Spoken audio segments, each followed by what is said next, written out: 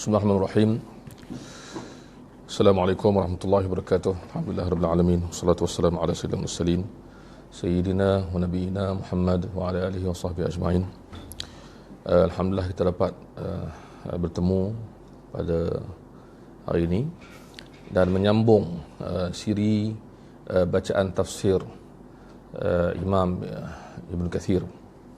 Dan insya-Allah pada kali ini kita masuk bersurah yang baru, sebab kita memilih untuk mengambil juzuk 30.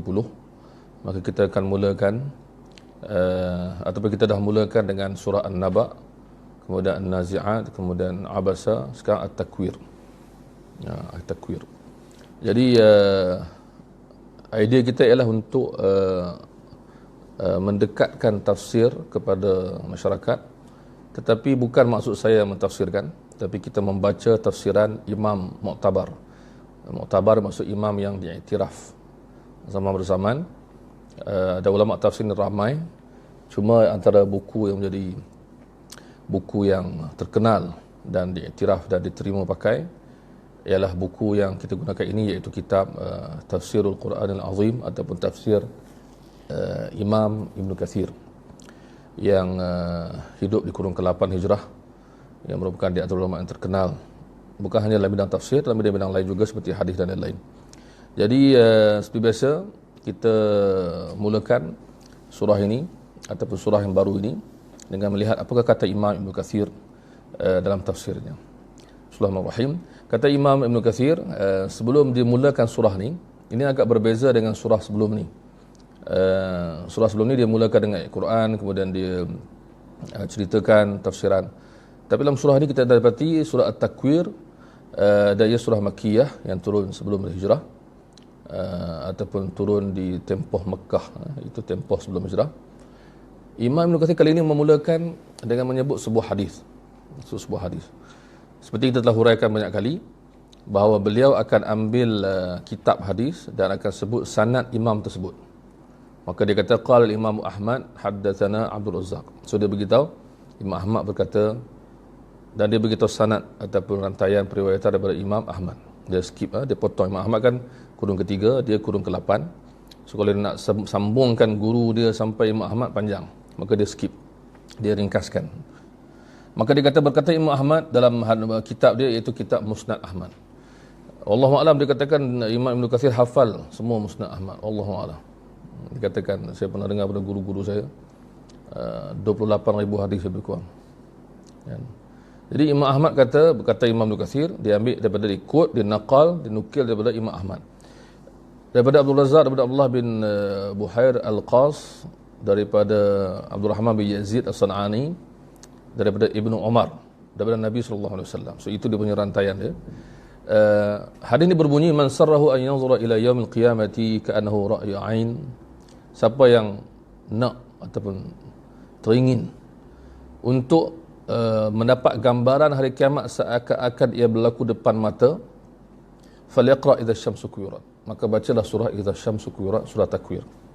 Itu kedudukan. Itu hadis yang menarik yang menyebutkan beberapa surah At-Takwir, surah Infitar dan surah Insyiqaq yang berturut-turut. Idza sama idza syamsu kuwirat, idza sama fadrat dan idza sama insyaqqat. Maka hadis ini menyebut, hadis Musnad Ahmad ini menyebut bahawa kalau siapa nak mendapat gambaran seakan-akan ia berlaku di depan mata, iaitu kiamat, seakan-akan di depan mata kita, maka bacalah 3 surah ini, Takwir, Infitar, Insyiqaq, yang berada berturut-turut. Ini hadis Musnad Ahmad. Dan Imam Ibn Kathir menambah, begitulah riwayat Imam At-Tirmizi juga daripada gurunya Abbas Al-Ambari daripada Abdul Razzaq. Jadi hadis riwayat Imam Ahmad dan Tirmizi ini menyatakan di antara kelebihan ataupun kita panggil keunikan surah At-Takwir bersama surah Infitar dan juga Insyiqaq ialah siapa baca dan tengok maknanya, maka dia seakan-akan melihat kiamat berlaku depan matanya. Jadi kita nak tengok pada kali ini satu pembukaan yang cukup cantik daripada Imam Ibn Kathir. Maka beliau menyatakan, Bismillahirrahmanirrahim, idza syamsu kuwirat wa idza an-nujumu kadarat wa idza al-jibalu suyirat wa idza al-'isharu 'attilat wa idza al-wuhushu hushirat wa idza al-biharu sujjirat wa idza an-nufusu zuwijat wa idza al-maw'udatu su'ilat bi ayyi dhanbin qutilat wa idza as-suhuf nushirat wa idza as-samaa'u kushitat wa idza al-jahimu su'irat wa idza al-jannatu uzlifat alimat nafsum ma ahdarat. Jadi ambil 14 ayat yang pertama, separuh surah ini. Dan beliau mulakan dengan menyebut bahawa daripada Ibnu Abbas, maksud kuwirat ialah uzlimat, iaitu bila matahari itu kuwirat maksudnya hilang cahayanya, digelapkan.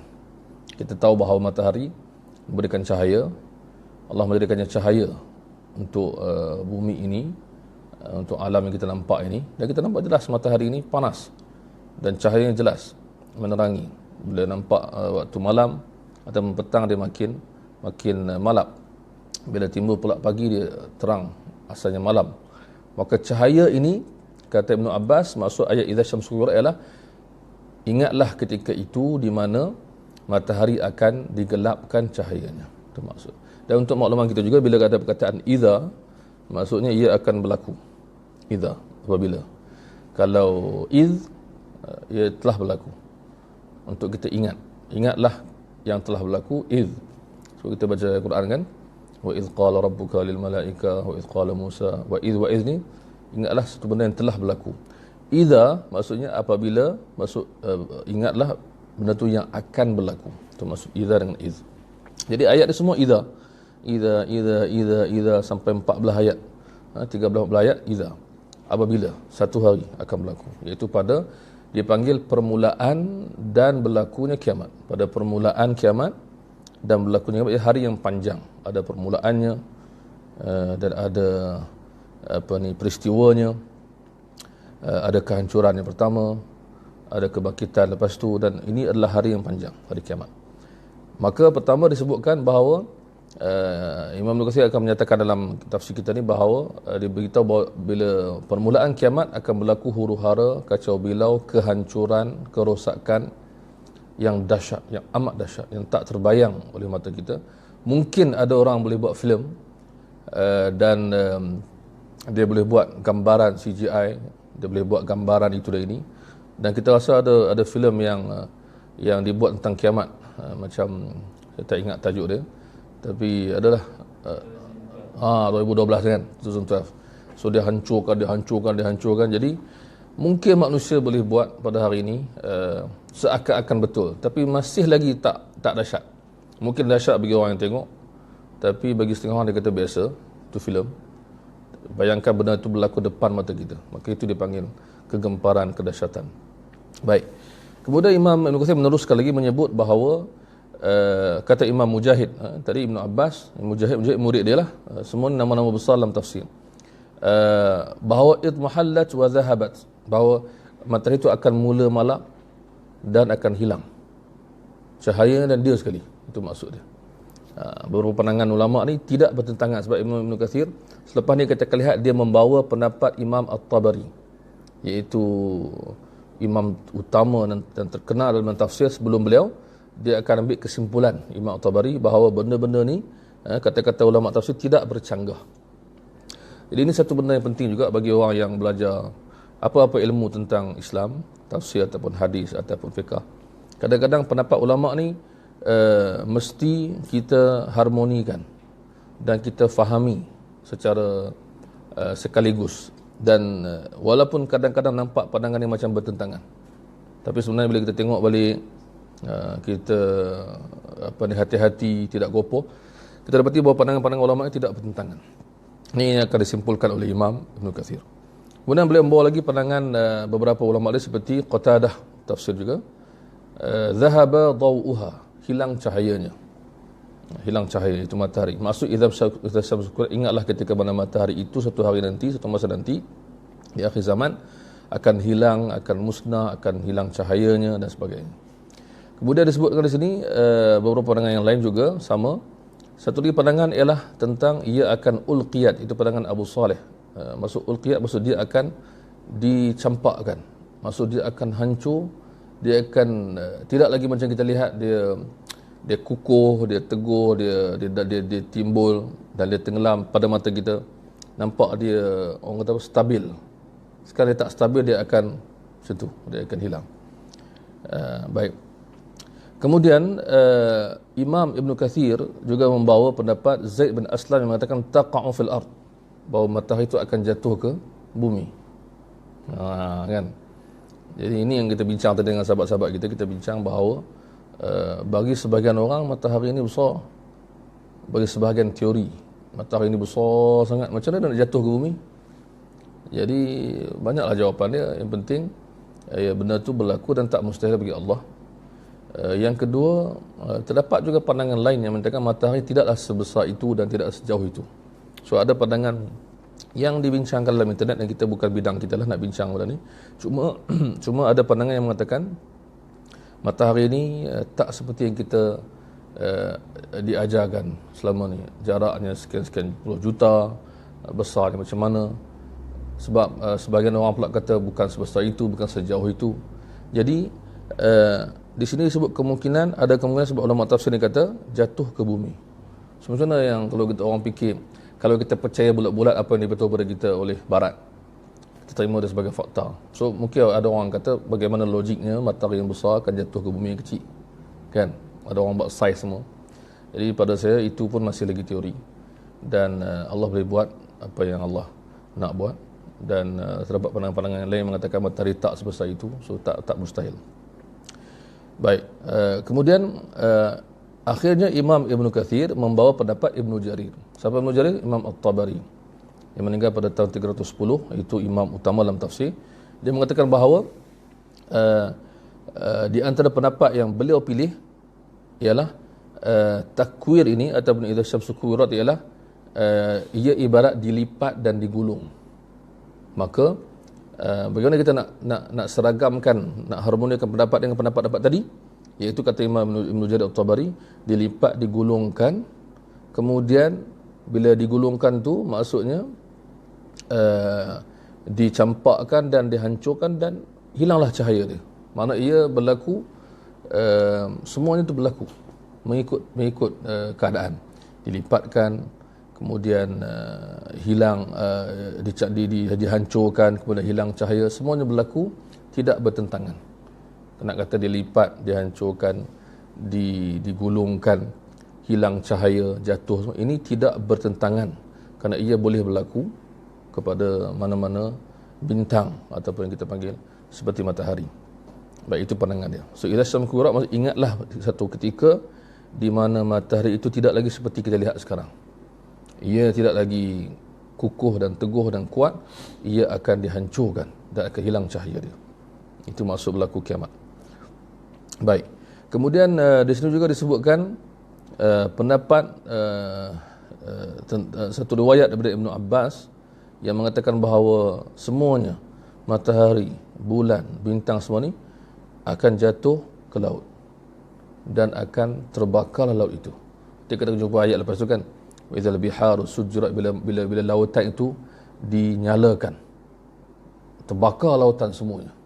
Ada dua ayat menyebutkan begitu, bahawa jatuh segala yang di langit ke laut dan terbakar. Itu maksudnya. Ini pendapat Ibnu Abbas dia bawa di sini. Begitu juga kata Imam Asy-Sya'bi, itu seorang tabi'in. Baik. Kemudian Imam Ibn Kathir membawa satu riwayat daripada Ibnu Abi Hatim, seorang lagi ulama hadis dan juga tafsir, yang ada kitab dia yang mengumpulkan riwayat, yang menyatakan bahawa ada riwayat menyebutkan bahawa semuanya ini, matahari ini akan dihancurkan dan ia akan masuk ke dalam api, sama ada neraka yang sebenar atau lautan api, maksud akan terjatuh dan akan terbakar semuanya.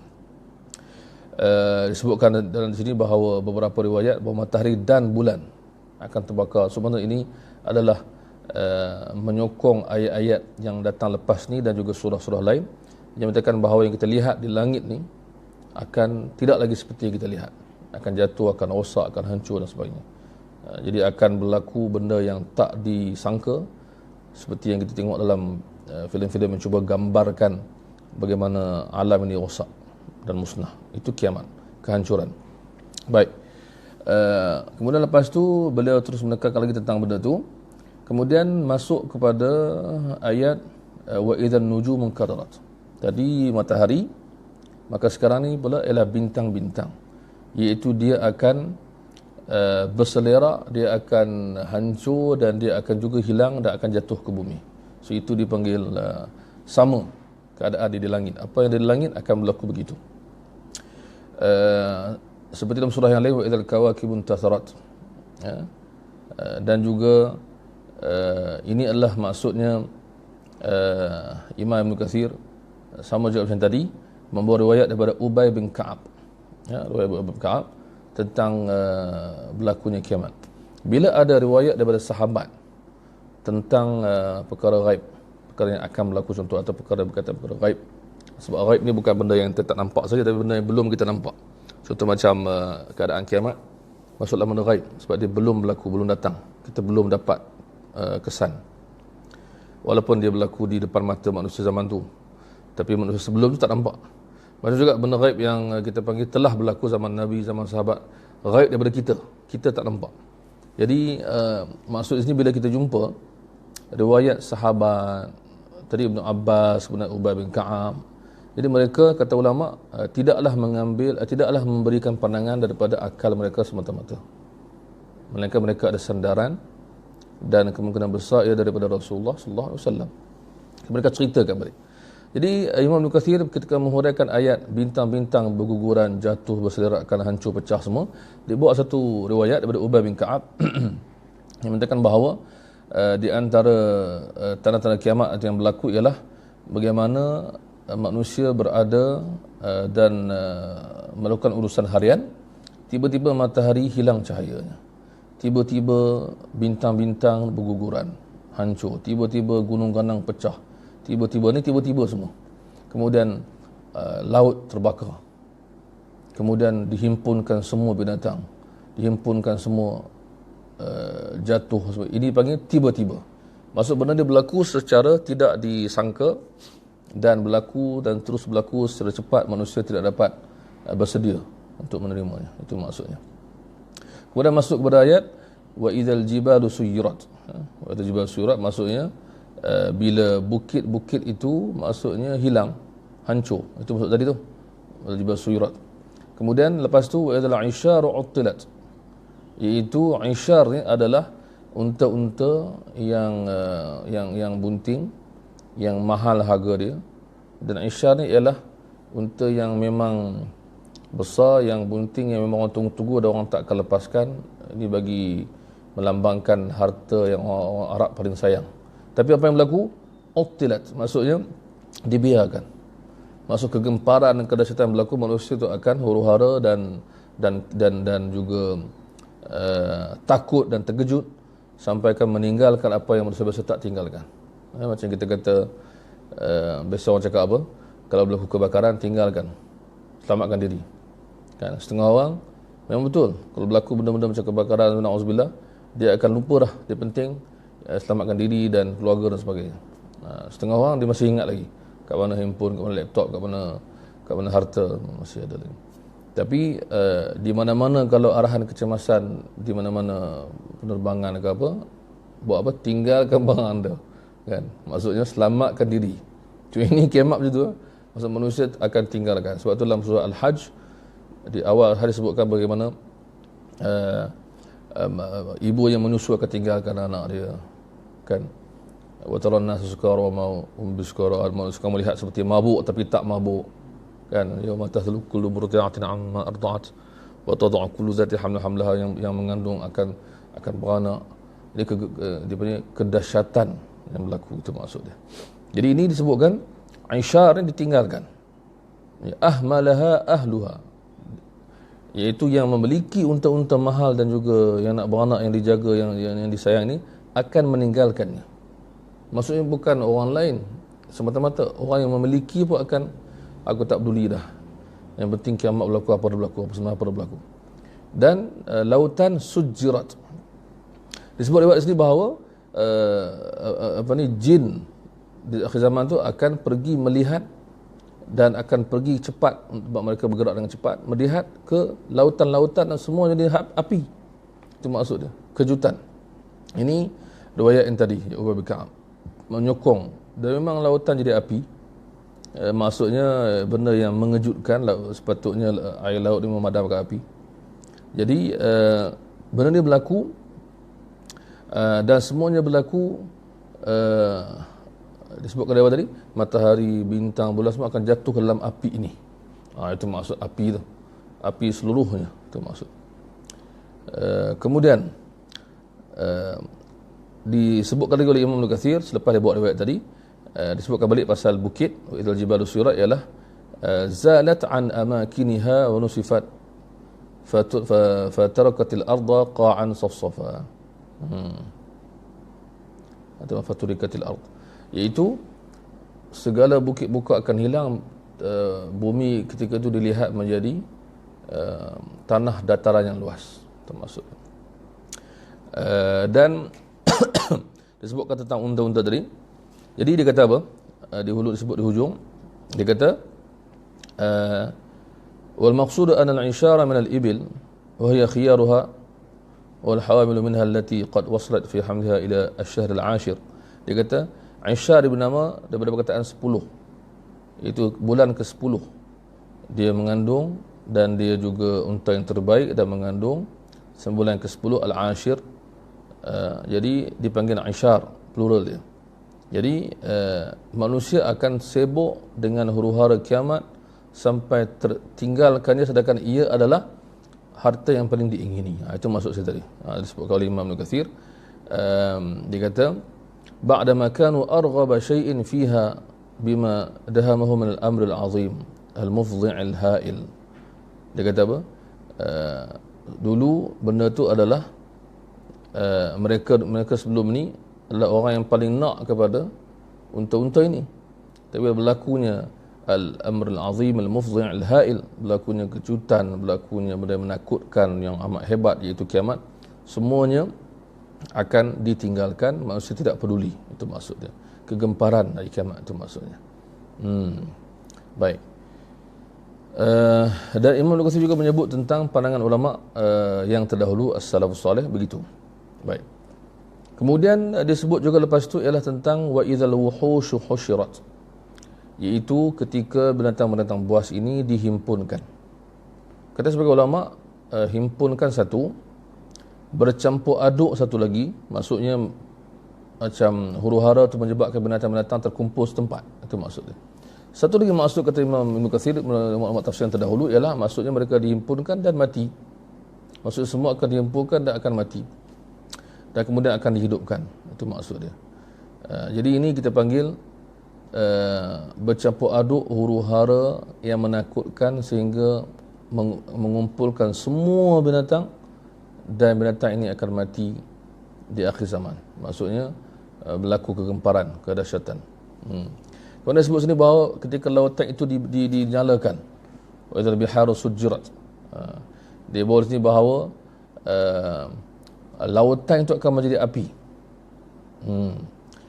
Dan yang menariknya, terdapat beberapa riwayat, walaupun dalam sanadnya ada kita panggil ketaifan dari segi perawi hadis, tetapi terdapat beberapa riwayat daripada ulama-ulama terdahulu, ulama tafsir dan sebagainya, dan juga hadis-hadis yang sebegitu, yang menyebutkan bahawa di bawah laut ini adalah terdapat api. Yang di akhir zaman dia akan timbul, dia akan dibakarkan lautan itu maksud dia. Jadi ini kita panggil, kita serah kepada orang yang mengkaji laut lah, macam mana dia jumpa ke tak jumpa. Yang penting yang setakat kita tahu, lautan ni adalah misteri juga, sebab ada tempat-tempat yang tak dapat diterokai sebab terlalu dalam dan bahaya dan tekanan dan sebagainya. Jadi ini bukan hanya di atas muka bumi kita belum habis teroka, dalam lautan juga kita belum habis teroka. Wallahu alam. Tapi yang diberitahu di akhir zaman, seperti ayat yang lain, wal bahril masjur, maksudnya lautan yang akan dinyalakan, tak akan terbakar. Ini benda yang cukup kita tak dapat bayangkan. Macam mana lautan air yang kita lihat tenang, sono. Ada kawan saya, sahabat saya yang sakit, kemudian dia suka pergi tengok laut, bagi sihat, tenang tengok laut. Tapi akhir zaman lautan tu menjadi api. Kemudian ayat lepas tu, wa idzan nufusu zuwijat, apabila jiwa-jiwa itu dipasang-pasangkan. Apa maksud ayat ini? Iaitu manusia akan dihimpunkan, kata para ulama tafsir, yang baik dengan yang orang yang baik, yang na'udzubillah yang jahat bersama orang yang jahat, mengikut amalan masing-masing.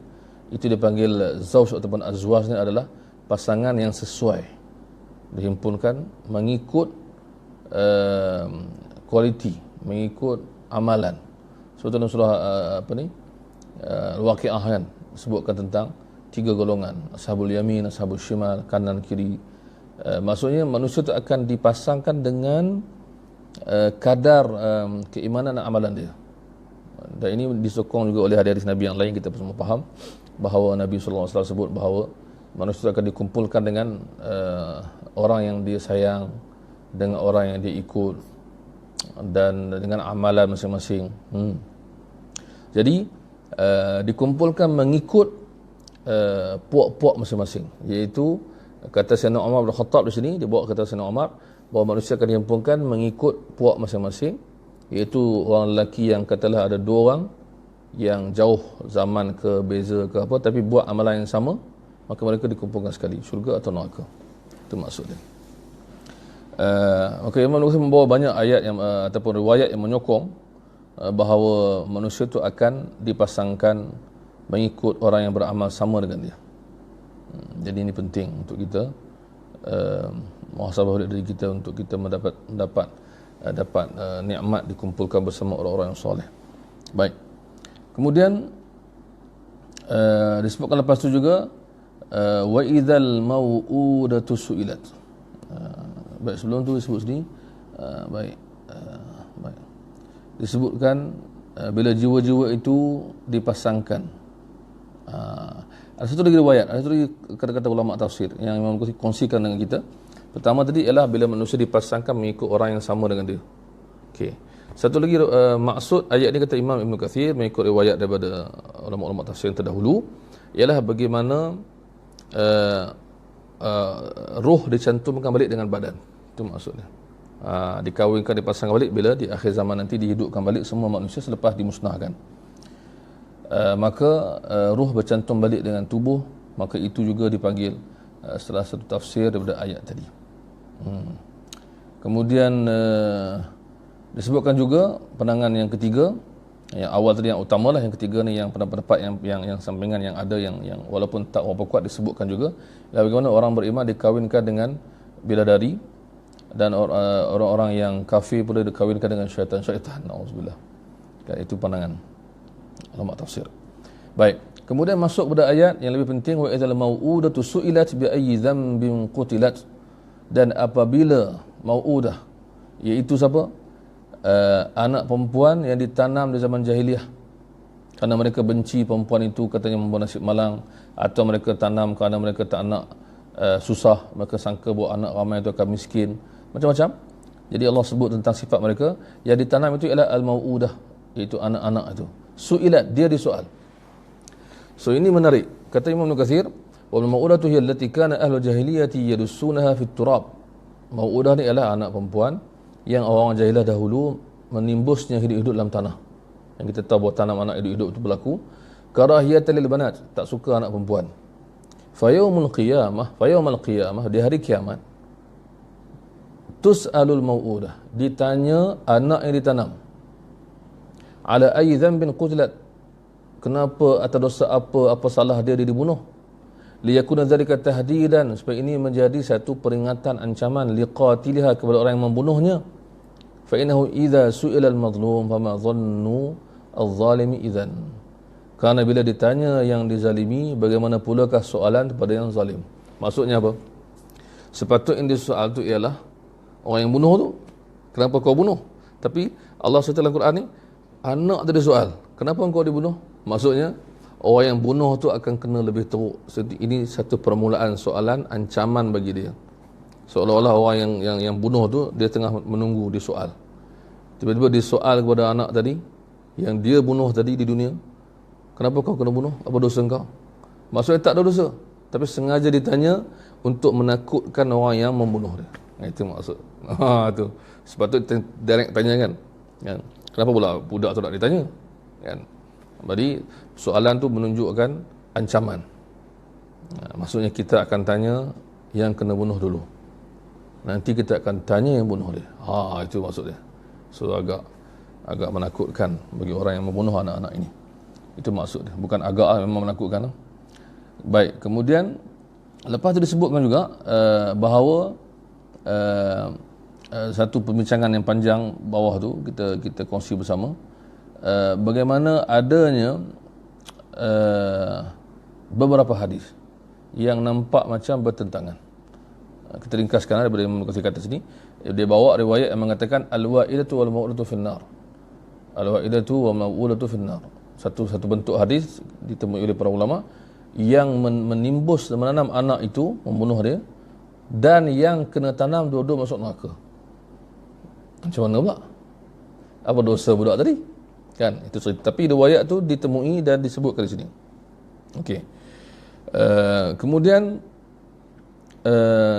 disebutkan satu lagi pula hadis bahawa anak itu masuk syurga. Satu lagi riwayat, anak itu masuk syurga. Jadi sebahagian ulama mengkaji dan memberitahu bahawa riwayat yang mengatakan masuk neraka tu riwayat yang tidak sahih. Itu maksud dia. So ada hadis-hadis yang kita kena faham, dihuraikan oleh para ulama dan dijelaskan. Sebab apa? Sebab yang asalnya ialah apa? Yang asalnya ialah yang jahat itu, zalim itu, yang bunuh tu. Kenapa pula anak itu yang kena? Dan ayat ini menjelaskan bahawa anak tu tak salah. Bi ayyi dzambin qutilat. Atas dosa apakah dia dibunuh?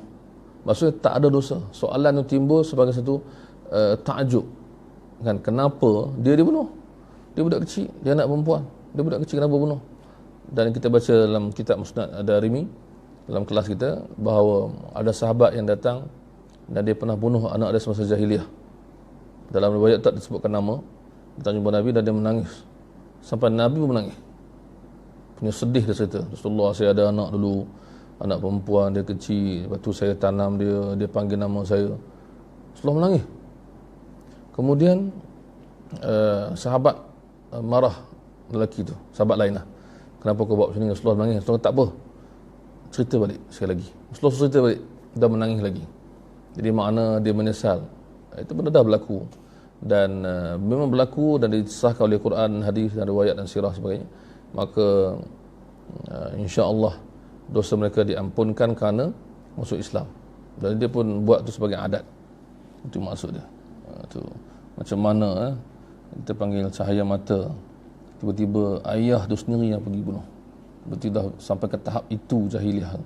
Dan ramai orang sebut juga zaman sekarang kan, ramai ceramah bebas kita sebut, pendakwah kita sebut, dulu anak perempuan ditanam, sekarang yang dicampak dan dibiarkan mati anak lelaki dan perempuan. Jadi makna satu benda yang menyedihkan. Bila kita lihat anak-anak ni sepatut dijaga tapi dibiarkan dan dibunuh dan walaupun tak bunuh direct tapi dicampak. Kita baca berita macam-macam, kita pun tak sanggup nak baca. Ada yang okey sikit, dia letak dekat mana-mana tempat orang boleh jaga sebagainya. Itu maksud. Baik. Jadi di sini kita nak beritahu bahawa terdapat riwayat-riwayat yang mungkin kita akan jumpa yang nampak macam bertentangan, maka para ulama menjawab. Ulama menjawab. Yang penting anak ini tidak berdosa. Baik. Kemudian Imam Al-Qasir juga membuat riwayat bahawa bagaimana ada sahabat-sahabat datang menceritakan dulu kami dekat zaman jahiliah bunuh anak. Nabi kata gantilah dengan amal kebaikan, bebaskanlah hamba, buatlah baik balik. So, itu menarik bagaimana benda dah berlaku dulu zaman jahiliah, zaman kafir, tapi masih di hati diingat macam nak buat Rasulullah. Kalau sahabat ni hati dia begitu, maka Rasulullah suruh bersedekah dan buat kebaikan dan sebagainya. Maka untuk semoga Allah menghapuskan semuanya dan Allah memberikan kebaikan. Baik. Itu juga riwayat. Baik. Kemudian disebutkan baik. Wa idza as-suhufu nushirat. Dan ingatlah apabila nanti suhuf akan dibentangkan. Suhuf ni apa? Catatan amalan manusia. Kita semua akan dibentangkan, akan nushirat, akan dibentangkan. Kata Imam Al-Qasir, berkata Imam Dhahak, iaitu u'tiya kullu insanin sahifatahu biyaminihi atau bishimalihi, sama ada kanan atau kiri. So ayat-ayat lain kan cerita diberikan kanan, diberikan kiri, diberikan belakang. Jadi dalam surah Insyiqaq nanti kita akan jumpa bagaimana diberikan kanan dan kiri dan belakang. banyak surah lah, Insyiqaq dan lain-lain. Jadi apa maksud belakang tu? Belakang tu kiri juga maksudnya. Kiri juga. Kiri daripada belakang. Maksud juga petunjuk yang tak elok. Kanan itulah yang terbaik. Kiri atau belakang adalah kiri juga. Itu maksudnya. Itu maksud. Kita akan jumpa nanti insya-Allah dalam surah Insyiqaq, tak salah saya. Ingatlah ketika itu, kata Imam Ibn Katsir, dia berikan setiap manusia itu catatan amalannya dengan kanan atau kiri. Kemudian ini akan dilihat, maka manusia akan melihat apa yang dia telah penuhi semasa dia masih hidup.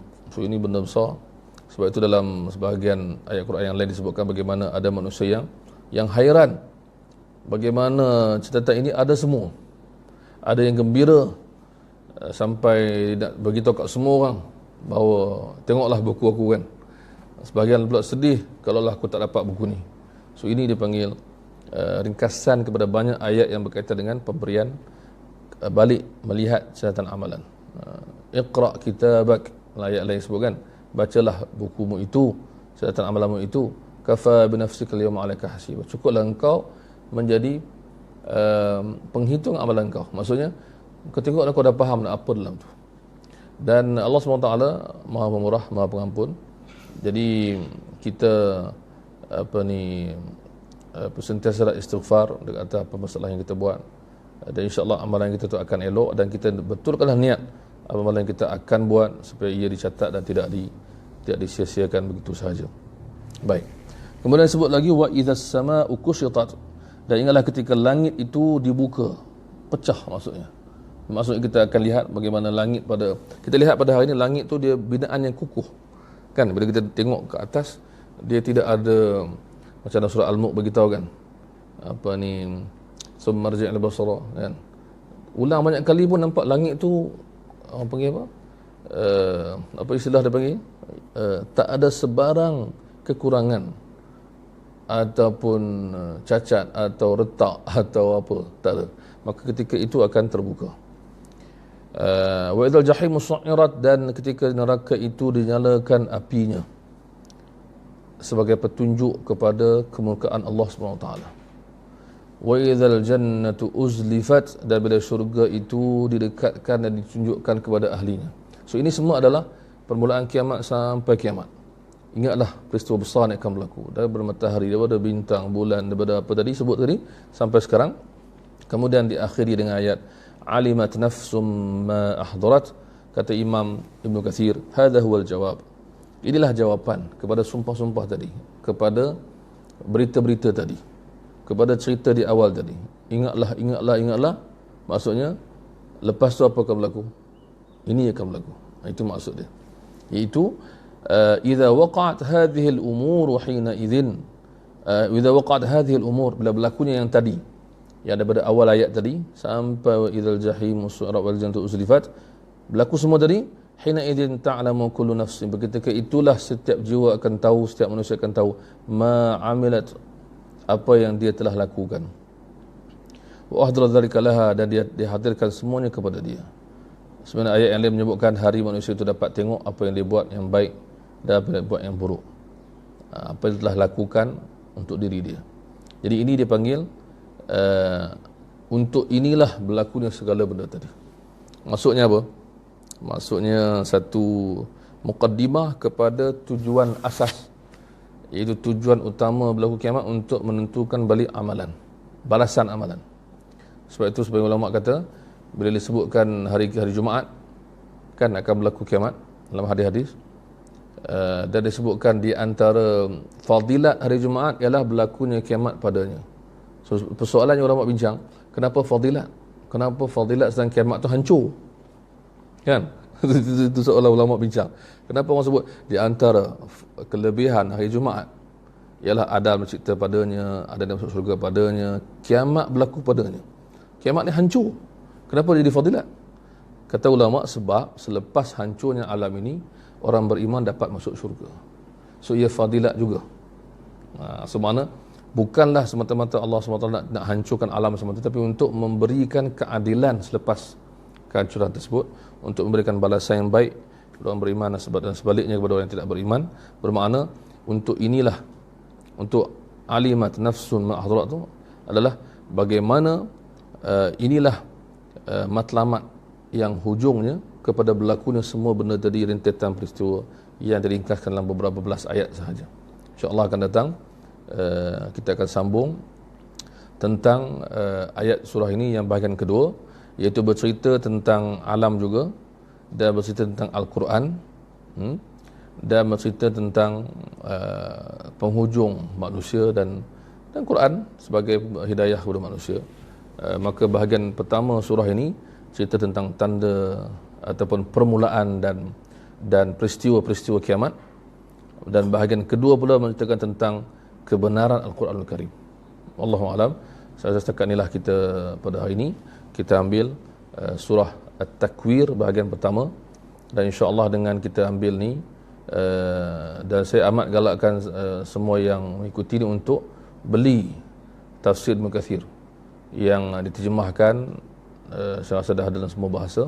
Sebab saya tak sebutkan semua, cuma saya ringkaskan yang utama untuk kita dapat faham makna seperti kita sebutkan di awal tadi. Imam Ibn Kathir mengatakan, siapa nak tahu kiamat seperti di depan matanya, bacalah surah Takwir, Infitar, Insyiqaq. InsyaAllah kita sambung nanti. Wallahu a'lam. Wassallallahu alaihi wasallam wa alihi wasallam ajma'in.